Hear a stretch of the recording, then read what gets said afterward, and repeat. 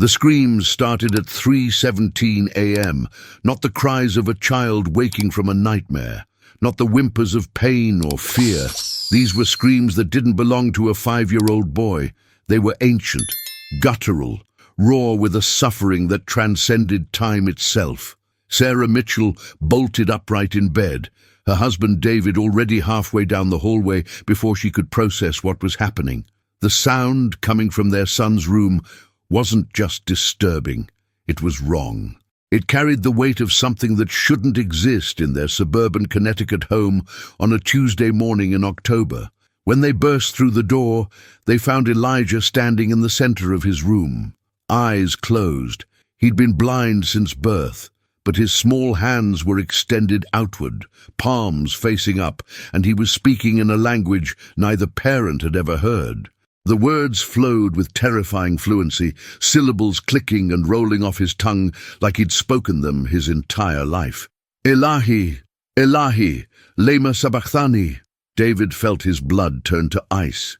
He'd heard those words before, in church, years ago.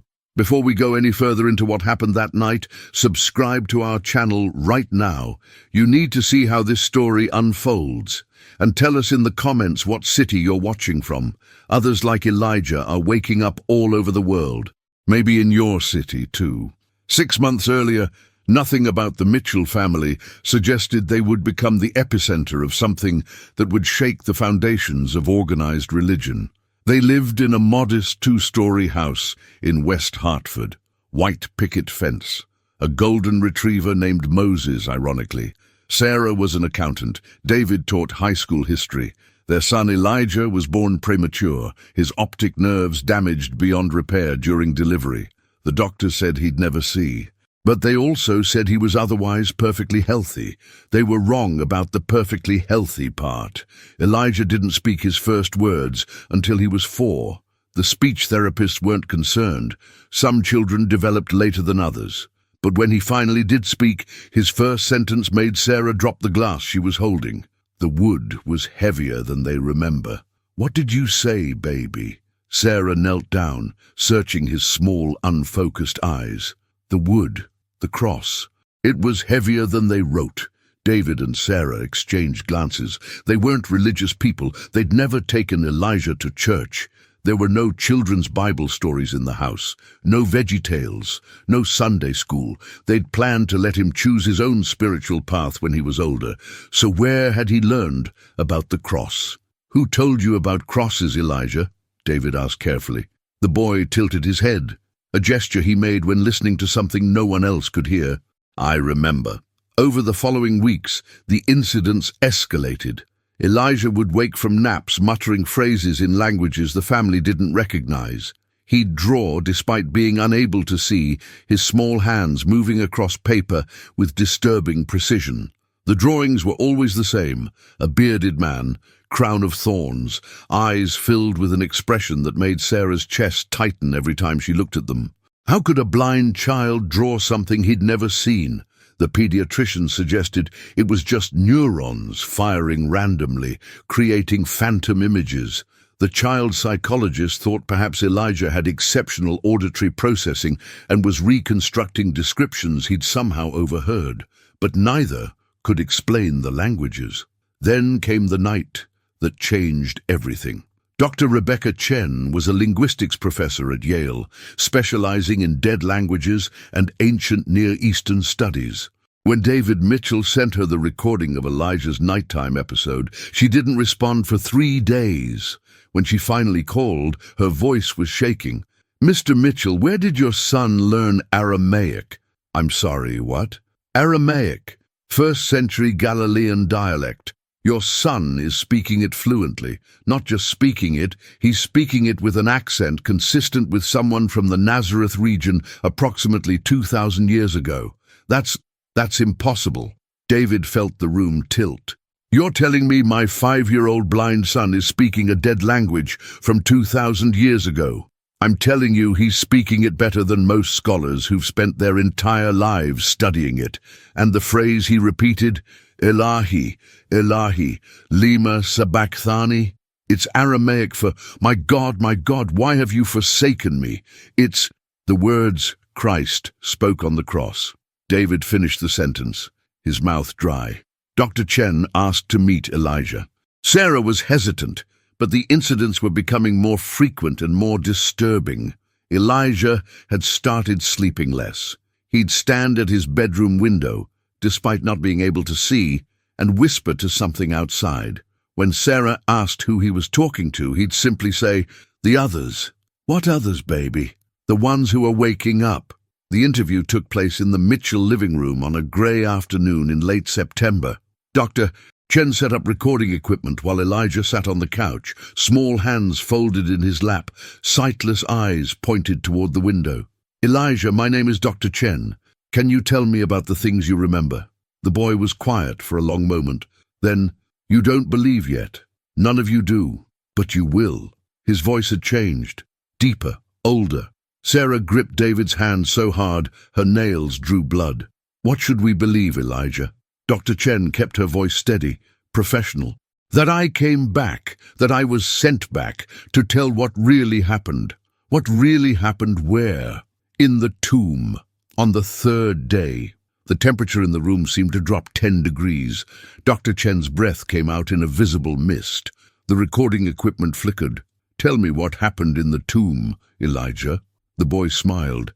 It wasn't the smile of a child. It was the smile of someone who carried the weight of an unbearable truth. They lied about the resurrection, not about it happening. About why it happened, about what I became, about what's coming back with me. That night, Sarah couldn't sleep.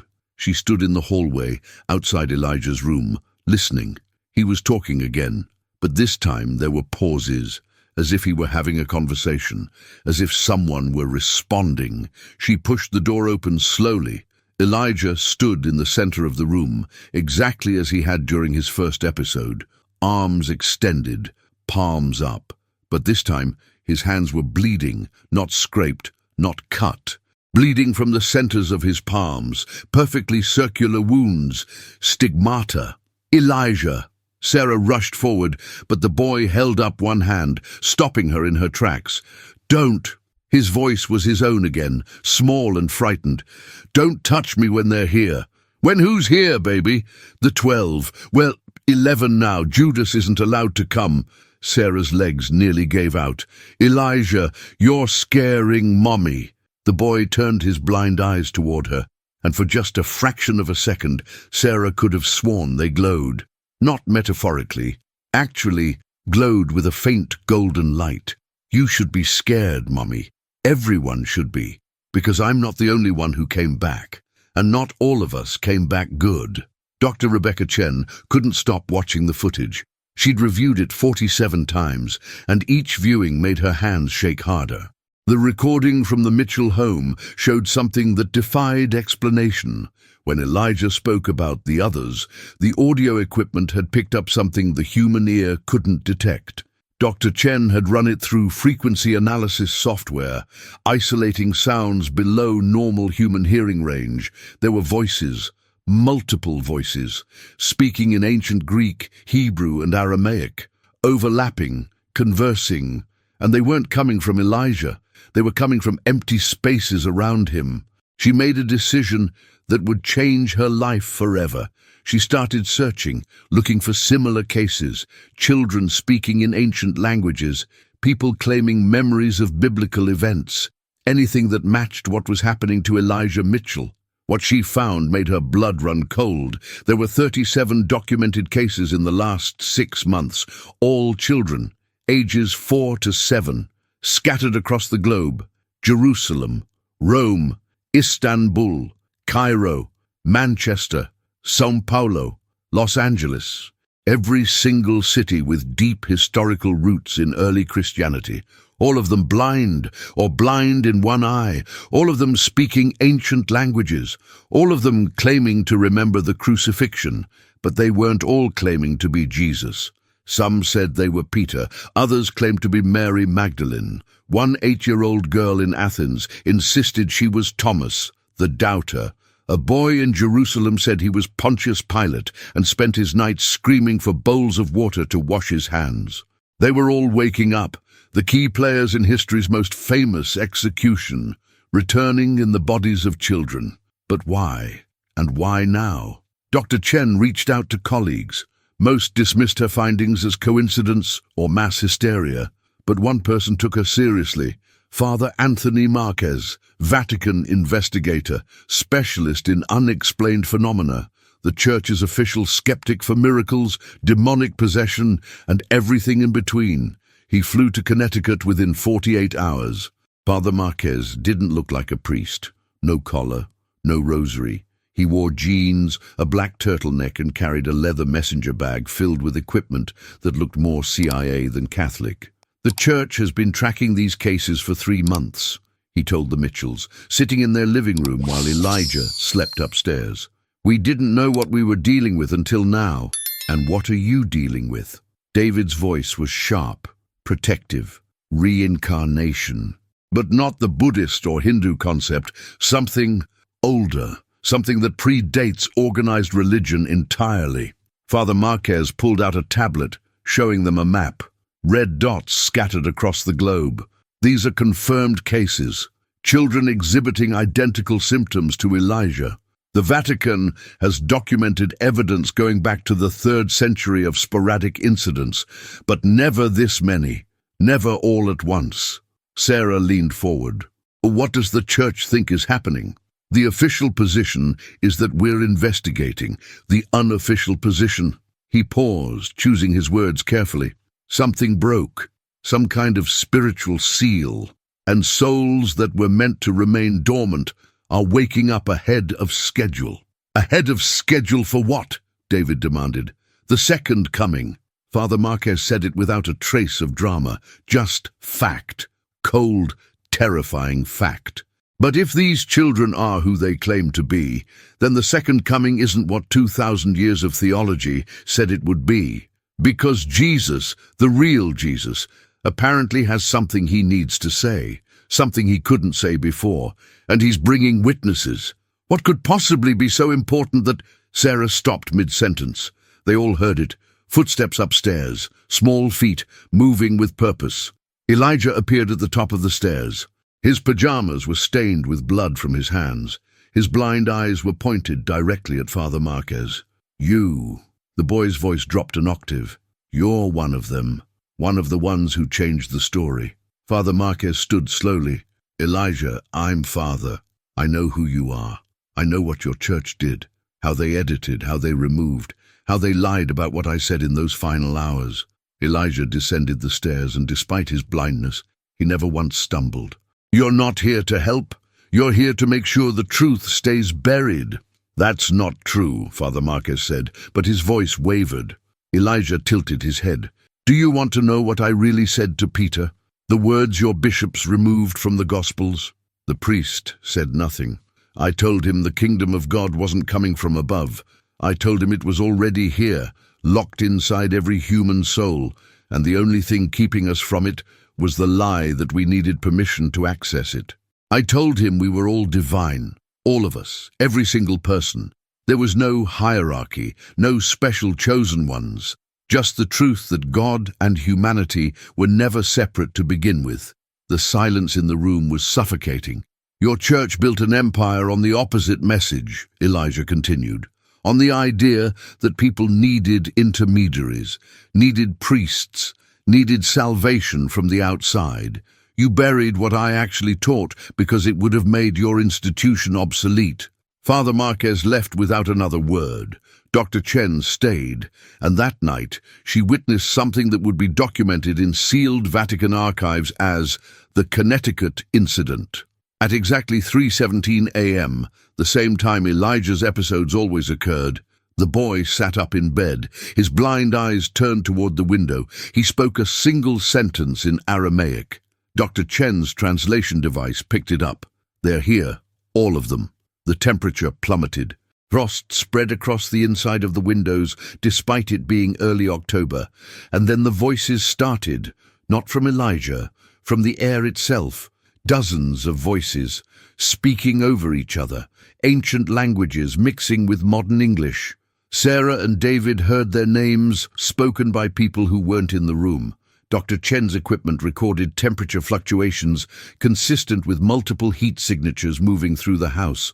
Infrared cameras showed shapes, humanoid figures, 12 of them, standing in a circle around Elijah's bed. The boy smiled. "They want to testify." "Testify to what?" Dr. Chen whispered. "To what the church erased. To the 13th disciple they removed from history because she was a woman. To the teachings about reincarnation I shared that they called heresy 400 years after I died. To the truth about Judas, that he didn't betray me, that he was following my orders, that his suicide was murder made to look self-inflicted." Each revelation hit like a physical blow. "To the fact that I didn't die for humanity's sins." Elijah's voice was steady now, ancient, powerful.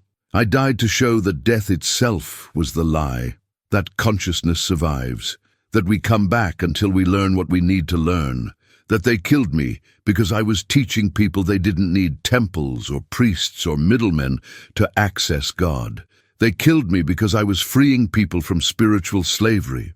The figures around his bed grew more solid, more visible. Dr. Chen could make out faces now, a woman with dark hair, a large man with a beard, a thin man with sharp eyes. All of them looked no older than 35. All of them were staring at Elijah, or through him, with expressions of fierce determination. "And now," Elijah said softly, "now we're all going to tell the truth, the version they buried, the version that will burn their empire to the ground." One of the figures stepped forward. The woman.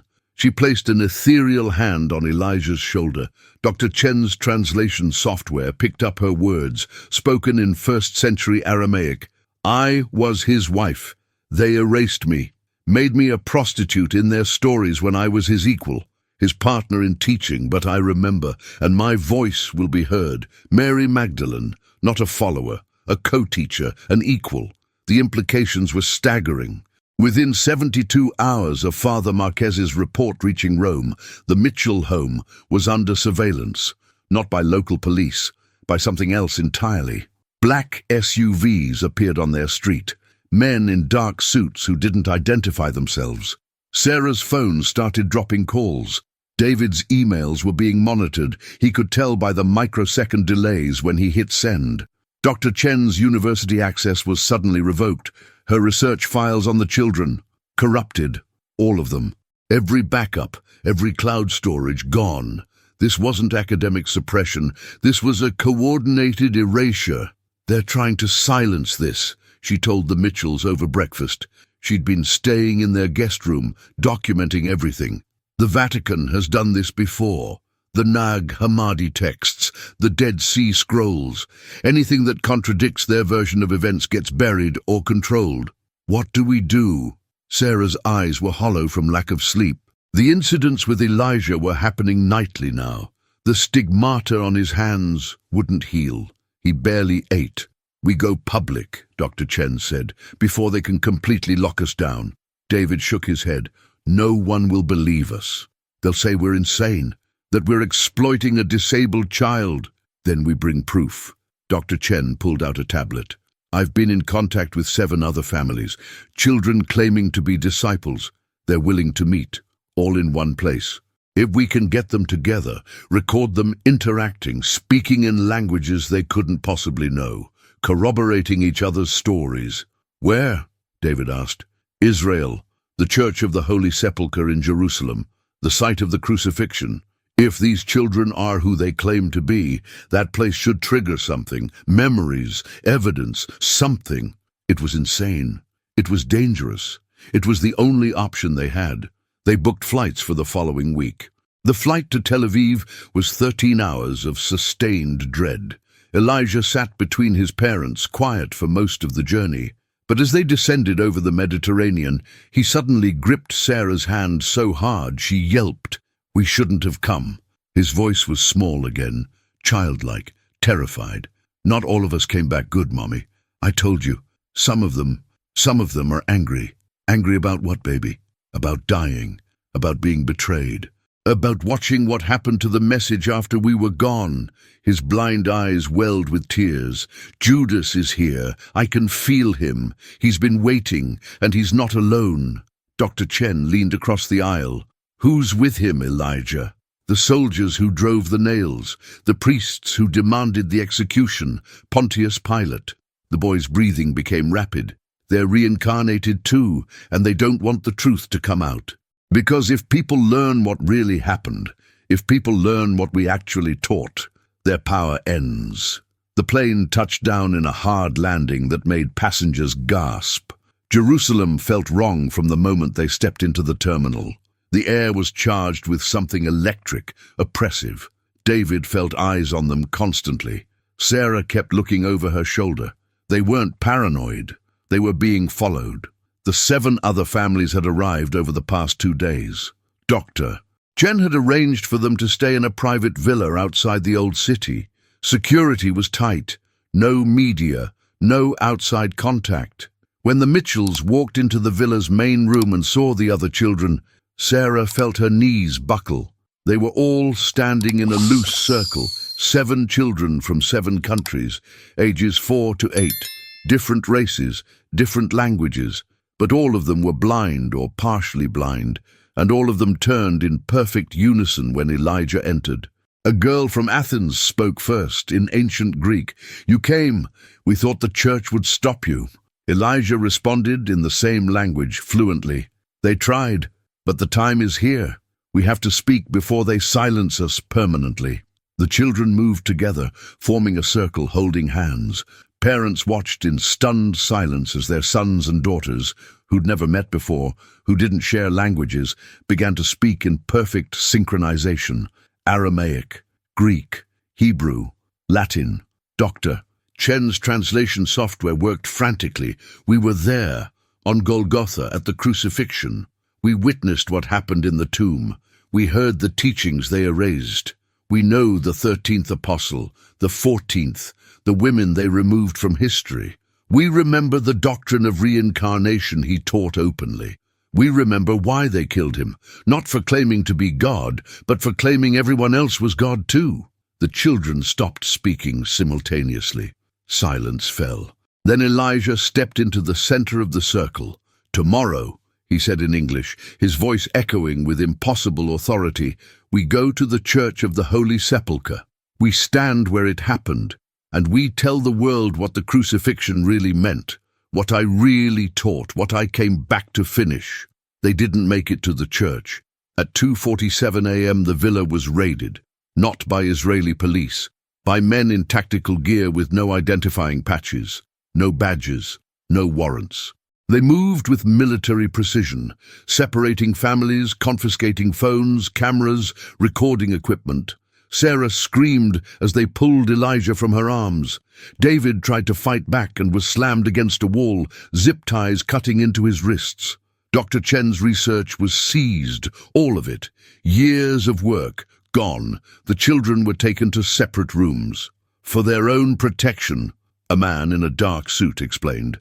His accent was Italian. Vatican, David realized with horror. They were holding them prisoner in the name of God. Father Marquez appeared in the doorway of the room where Sarah and David were being held. He looked older than he had in Connecticut, tired, conflicted. "I'm sorry," he said quietly. "I really am. But you don't understand what you're threatening to destroy." "The truth?" David spat. "We're threatening to tell the truth? 2,000 years of civilization," Father Marquez shot back. 2 billion believers. The moral framework that held the Western world together through the Dark Ages, through wars, through chaos. You think people are ready to hear that it was all based on edited stories? That their salvation doesn't come from Christ's sacrifice but from looking inward? That they're already divine and don't need the church? "Yes," Sarah said coldly. "We think they deserve the truth. The truth will destroy them.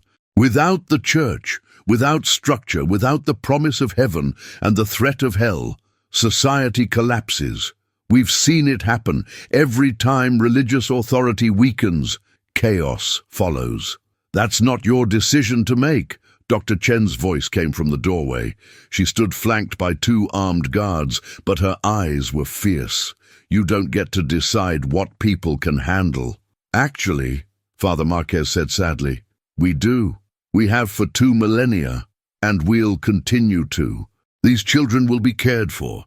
They'll receive treatment, medication. Their memories will fade. They'll live normal lives, and this will be forgotten."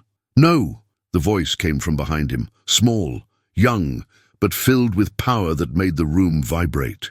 Elijah stood in the hallway. His stigmata hands were bleeding freely now, dripping onto the tile floor. His blind eyes glowed with that golden light Sarah had seen before. And he wasn't alone. The other children stood with him, 7 of them, all glowing, all speaking in unison. "You cannot stop what's already begun. We are not the only ones. Hundreds are waking, thousands. The seal is broken, and every soul that lived through those days is returning to testify. You can't medicate us all. You can't imprison us all. The truth is coming whether you're ready or not." The lights in the villa exploded. Plaster cracked. The armed men stumbled backward, hands over their ears as a sound like thunder filled the space. When the dust settled, the children were gone. All 8 of them vanished. And on the wall, written in blood from Elijah's hands, were words in Aramaic that Dr. Chen would later translate, "The 3rd day is here again, and this time everyone will see the resurrection." The children appeared on live television 72 hours later, not on one channel, on every channel, every network, every streaming platform, simultaneously, across the globe. Every device connected to the internet showed the same image. 8 children standing in the Church of the Holy Sepulchre, at the exact spot tradition marked as Golgotha, the place of the skull, the site of the crucifixion. Elijah stood at the center. Behind him, the church was empty except for a single figure, a man who looked no older than 33, dressed in simple robes, face serene, hands outstretched, showing scars that matched the stigmata on the children's palms. No one knew how they'd bypassed every security system, how they'd taken control of global broadcasting infrastructure, how they'd coordinated what tech experts would later call the most sophisticated cyber event in human history. But they had, and 3 billion people watched. Elijah spoke first in English, his voice somehow translating simultaneously into every language on earth. "My name is Elijah Mitchell. I'm 5 years old. I've been blind since birth. And I remember dying on this spot 2,000 years ago." The world held its breath. "I came back because the story you know is incomplete. Not false, incomplete. The crucifixion happened, the resurrection happened, but not the way you were taught, and not for the reasons you were told." The 7 other children stepped forward, speaking in turn, each in their own language, subtitles appearing automatically. "I was Peter. I denied him 3 times, but not because I was weak, because he told me to. He needed someone on the outside to continue teaching if he failed. I was Mary Magdalene, not a prostitute, not a follower, his equal, his wife, the co-teacher they erased because I was a woman. I was Thomas, the doubter, but I didn't doubt the resurrection. I doubted the interpretation. I knew he came back to prove consciousness survives, not to die for sins." Each testimony was more explosive than the last. The figure behind them remained silent, but his presence was undeniable. Whether hologram, hallucination, or something else entirely, every camera captured him. Every screen showed him. Dr. Chen's voice came through the broadcast, her image appearing in a corner window. "For 3 months I've documented these children. I've tested them. I've verified their knowledge of languages that are dead, of historical details that aren't in any books, of theological concepts that were suppressed by early church councils. Whatever you believe about reincarnation, about the supernatural, about religion, these children are exhibiting knowledge they couldn't possibly have acquired through normal means." Elijah raised his scarred hands. The stigmata wounds were no longer bleeding. They glowed instead, with the same golden light as his eyes. The truth that was erased. I didn't come to create a new religion. I came to end the need for religion, to show that every human being carries divinity within them, that God isn't separate, isn't external, isn't judging from above. God is the consciousness we all share, the source we all come from and return to. I taught reincarnation because I remembered my own past lives. I taught meditation and inner awakening because that's how I access divine consciousness. I taught that heaven and hell aren't places you go after death. They're states of awareness you experience in life, based on whether you recognize your own divine nature. The Church removed these teachings at the Council of Nicaea. They removed the books that contained them. They killed the Gnostics who preserved them, because if people knew they were already divine, already connected to God, already capable of accessing infinite love and wisdom within themselves, they wouldn't need priests, wouldn't need confession, wouldn't need salvation from the outside. The Church would become obsolete, so they changed the story, made me a sacrificial lamb instead of a teacher of empowerment. Made salvation something you receive instead of something you awaken to, created a system of control instead of a path to liberation. The camera zoomed closer to Elijah's face. Tears streamed from his closed, blind eyes. I don't blame them. They thought they were protecting people, giving them structure. But the time for structure is ending. Humanity is ready for the truth, ready to step into their own power, ready to remember what they really are. Behind him, the robed figure finally spoke. His voice was like thunder and whispers combined, like ocean waves and heartbeats. I am not here to judge. I am not here to save. I am here to remind. You are divine. You always have been. The only sin is forgetting this. The only hell is living in that forgetfulness. The only salvation is remembering what you truly are. Every prophet, every mystic, every spiritual teacher throughout history said the same thing in different words. Look within. The kingdom of God is inside you.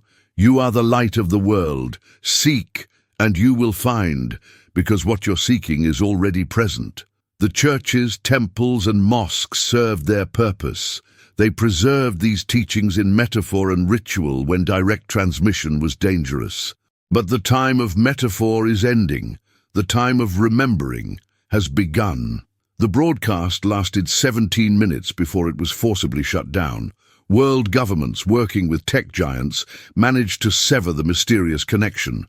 But by then, billions had watched. The video had been screen-recorded millions of times. It spread faster than any content in internet history. Within hours, the Vatican issued a statement calling it the most sophisticated blasphemous hoax in history and urging the faithful to reject it. Other religious institutions issued similar condemnations. But the damage, or the awakening, was done. People everywhere began asking questions, searching for the suppressed Gospels, reading about the Council of Nicaea, discovering the teachings on reincarnation that early Christians believed, finding evidence of the Gnostic texts the Church had tried to destroy. The children disappeared again after the broadcast. Sarah and David Mitchell returned home to find Elijah in his bed, sleeping peacefully. The stigmata wounds had healed. His terrifying episodes stopped. He was, by all appearances, a normal 5-year-old blind boy again. Do you remember? Sarah asked him the next morning. Elijah smiled. Some of it, like a dream that's fading. But I remember the important part. What's that, baby? That I'm bigger than this body. That we all are. That dying isn't ending. It's just changing form. And that God isn't mad at us. God is us, experiencing itself through every person who's ever lived. He hugged his mother. I'm not scared anymore, Mommy, even of dying, because now I know it's just going home until it's time to come back and play again. Dr. Chen's research, which had been seized and deleted, reappeared online mysteriously. Every backup, every interview, every piece of evidence, leaked by unknown sources that left no digital footprint. Father Marquez resigned from the Vatican. In his final interview, he said simply, I spent my life defending doctrine, but maybe it's time to defend truth instead, even when it's uncomfortable. In the months that followed, the phenomenon only accelerated. More children began exhibiting similar symptoms, speaking ancient languages, claiming memories of past lives. But it wasn't just biblical figures. A girl in Mumbai remembered being a Hindu mystic in the 12th century. A boy in Cairo recalled being a Sufi poet. A child in Kyoto described details of life as a Zen master. They were all saying the same thing in different cultural contexts. We are divine consciousness having a human experience. We've lived before. We'll live again. Death is an illusion. Separation from God is an illusion. The only reality is the infinite awareness experiencing itself through every form that exists. Atheists struggled with the evidence. The faithful struggled with how different it was from what they'd been taught. But something was shifting. Some collective awakening was spreading faster than any virus, any ideology, any movement in human history. Churches saw attendance drop by 40% globally, not because people were becoming less spiritual, but because they were becoming more spiritual. They were meditating, exploring their own consciousness, seeking direct experience of the divine instead of second-hand interpretations. Some religious institutions adapted, embracing the expanded understanding. Others doubled down, calling it deception and spiritual warfare. The world fractured along new lines, those ready to remember their divine nature, and those terrified of what would happen if humanity claimed its full power. But the children who'd been vessels for those ancient memories grew quieter. Their purpose served. Their message delivered. They returned to normal childhoods, normal lives, retaining only fragments of the extraordinary experiences they'd facilitated. Elijah learned to read Braille, started kindergarten, made friends. Sometimes Sarah would catch him standing at his window, blind eyes pointed at the sky, smiling at something only he could perceive. "What do you see, baby?" she'd ask, forgetting that he couldn't see. "Everything, Mommy. I see everything, Doctor." Rebecca Chen published her complete findings in a book titled The Return: How 8 Children Challenged 2,000 Years of Religious Certainty. It became the fastest-selling non-fiction book in history. Universities created new departments studying consciousness, reincarnation, and the historical suppression of mystical teachings. The Vatican opened previously sealed archives, revealing documents that confirmed much of what the children had said. Gospels that taught reincarnation. Early Christian texts describing Jesus as a teacher of inner divinity rather than external salvation. Evidence of systematic editing and suppression throughout church history. Some called it the Great Awakening. Others called it the End Times. But whatever name it bore, something fundamental had shifted in human consciousness. The question was no longer, is there life after death, but who are we really beneath these temporary forms? And in that question lay the most terrifying and liberating truth humanity had ever faced. You are God, experiencing what it's like to forget you're God. Every person is God in disguise. Every moment is sacred, every life is eternal, and death is just intermission before the next act. The implications rippled outward. If we're all divine, then harming another is harming yourself. If consciousness survives death, then fear of mortality is illusion. If God is within rather than without, then no one has the right to act as gatekeeper to salvation. It was the message that got Jesus killed 2,000 years ago, and this time, broadcast to 3 billion people simultaneously, it couldn't be silenced. Elijah Mitchell lived a quiet life after that. He went to college, became a teacher himself. Occasionally gave talks about his experiences as the child who claimed to remember being Jesus, but he always ended his talks the same way. "I don't want you to believe me. I don't want you to make me special or different. I want you to look within yourself and remember what I remembered, that you're infinite consciousness, temporarily wearing a human suit, that you've lived before and will live again, that death is impossible and fear is optional. That God isn't some distant judge. God is the awareness reading these words right now through your eyes. The second coming everyone was waiting for? It wasn't one person returning. It's everyone remembering who they really are. Not someday, not after death. Right now, in this moment, you are the resurrection. You are the second coming of divine consciousness into human awareness. So stop waiting for salvation from the sky. You are the salvation you've been waiting for. And with those words, the story that began with a blind 5-year-old screaming in Aramaic at 3:17 a.m. comes full circle. Not to an ending, but to a beginning. The beginning of humanity remembering what it had forgotten. That we are, all of us, God playing hide-and-seek with itself. And the game is finally over. It's time to stop hiding, time to remember, time to come home to the truth of what we've always been. Infinite, eternal, divine.